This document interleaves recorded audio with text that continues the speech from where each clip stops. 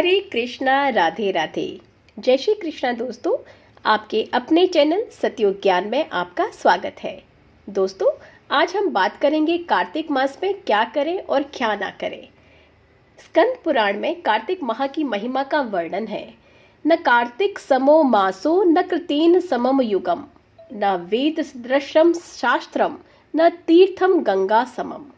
अर्थात स्कंद पुराण के अनुसार कार्तिक मास के समान दूसरा कोई महीना नहीं है।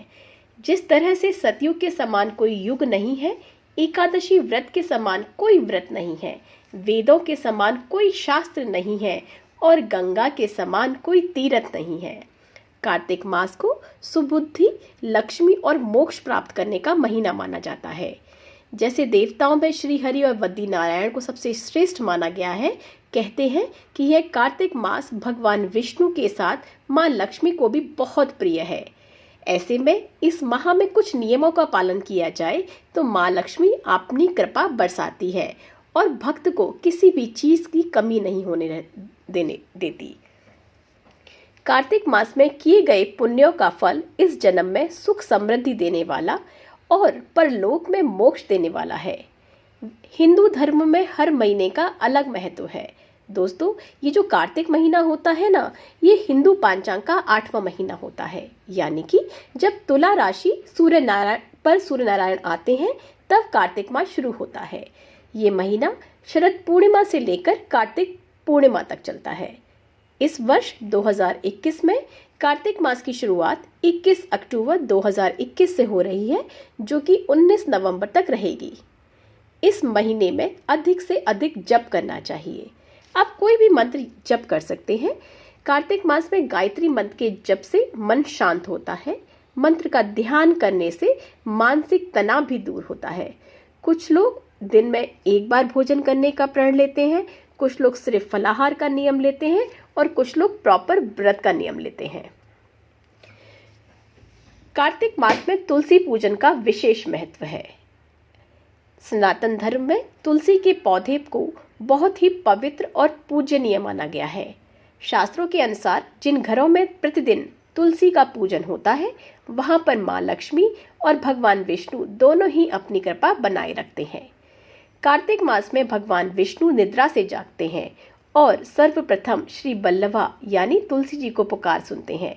कार्तिक माह में तुलसी पूजन का विशेष महत्व बताया गया है। कार्तिक के पूरे महीने में नियम पूर्वक तुलसी में दीप प्रज्वलित करना चाहिए। ब्रह्म मुहूर्त में स्नान। देखो दोस्तों, कार्तिक मास को शास्त्रों में पुण्य मास भी कहा गया है।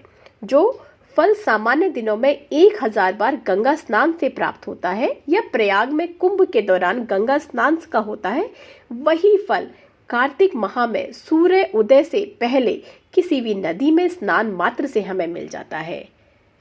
पद्म पुराण के अनुसार जो व्यक्ति सूर्य उदय से पहले उठकर नदी या तालाब में स्नान करता है और भगवान विष्णु जी की पूजा करता है, भगवान विष्णु जी की उस पर असीम कृपा रहती है।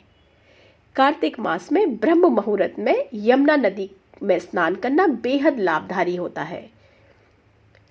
इस मास में महिलाएं सुबह जल्दी उठकर स्नान करती हैं। कहते हैं कि स्नान कुंवारी और शादीशुदा दोनों महिलाएं कर सकती हैं।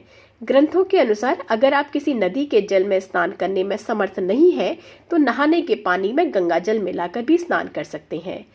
घर में महिलाएं व अविवाहित लड़कियां कार्तिक स्नान करती हैं क्योंकि ये बेहद ही शुभ माना गया है। कार्तिक मास में अवश्य करना चाहिए दीपदान। धार्मिक मान्यताओं के अनुसार कार्तिक माह में दीपदान करने से पुण्य फल की प्राप्ति होती है। शरद पूर्णिमा से लेकर कार्तिक मास की पूर्णिमा तक दीपदान करने का विधान बताया गया है। इस पूरे माह प्रतिदिन किसी मंदिर, पवित्र नदी, सरोवर या घर पर तुलसी में ही दीपदान अवश्य करना चाहिए। इससे जीवन का अंधकार दूर होता है व सकारात्मकता की प्राप्ति होती है।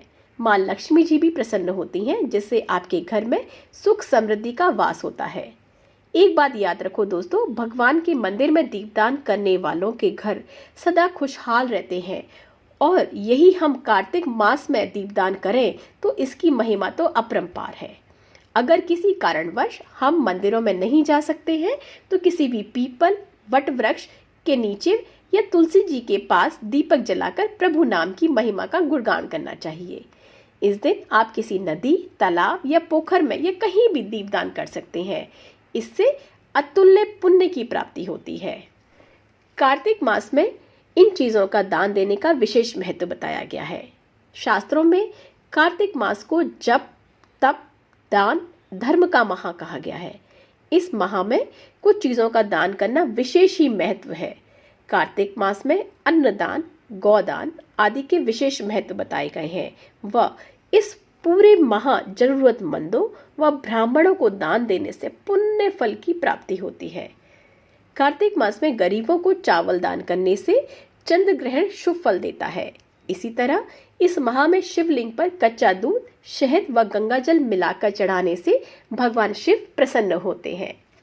दोस्तों, ये था हमारा वीडियो कार्तिक मास के बारे में।